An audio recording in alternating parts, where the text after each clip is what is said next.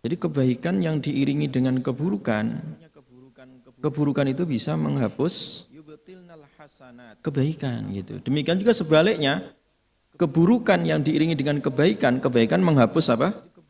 Keburukan. Nah gitu. Ini salah satu kewajiban kita. Jadi salah satu kewajiban kita sebagai orang yang beriman adalah menjaga amal yang sudah kita tanam. Ya, ibarat kita menanam pohon, itu harus dirawat ya, disiram ya. Dijaga jangan sampai amal itu dimakan hama ataupun amal itu mati ya.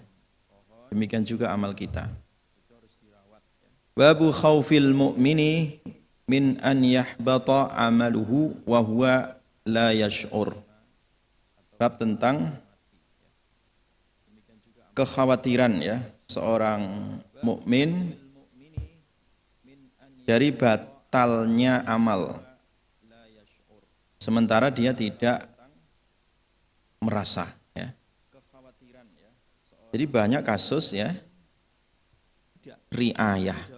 Jadi upaya untuk menjaga amal supaya amal itu tetap istiqomah, supaya amal itu tidak batal.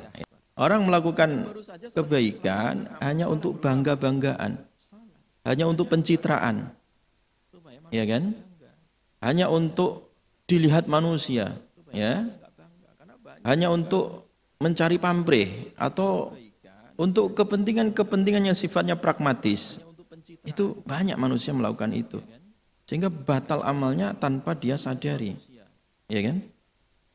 Nah, ketika ada rasa kita melakukan amal atau selesai amal, kemudian ada rasa takut, dalam arti kita khawatir ya, jangan sampai amal kita ini dicampuri dengan sombong ya, riya ya, atau dicampuri dengan kepentingan-kepentingan dari selain Allah ya, itu harus ada rasa takut. Kalau ada rasa itu pada diri kita, oh itu iman ya, itu iman.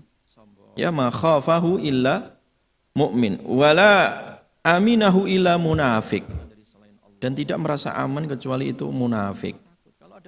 Jadi kalau ada orang beramal ya kemudian lantas membusungkan dada, ini loh ahli surga ya, keturunan Pak Haji ya, keturunan nengkrat ya, enggak ada yang lebih suci dari saya. Nah, itu munafik ya, itu munafik.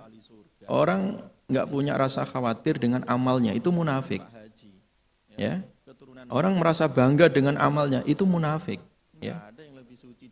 Ini masjid kalau bukan saya yang bangun, enggak ada masjid di kompleks ini. Munafik ya, merasa aman dengan amalnya, ya kan? Itu munafik. Makanya kalau kita beramal itu harus merasakan itu adalah nikmat Allah itu. Ya, kita saat ini duduk di sini di majelis ilmu itu digerakkan oleh Allah, bukan digerakkan oleh sepeda motor Bapak, tidak.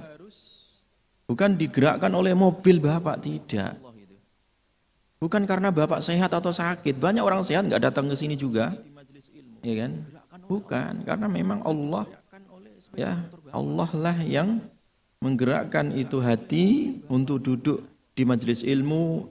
Allah lah yang menggerakkan pikiran kita, ya fisik kita untuk bersedekah, beribadah, gitu. Qul bi fadlillahi wa bi rahmatihi fabidzalika falyafrahu. Katakan itu sebab apa? Anugerah dan rahmat Allah.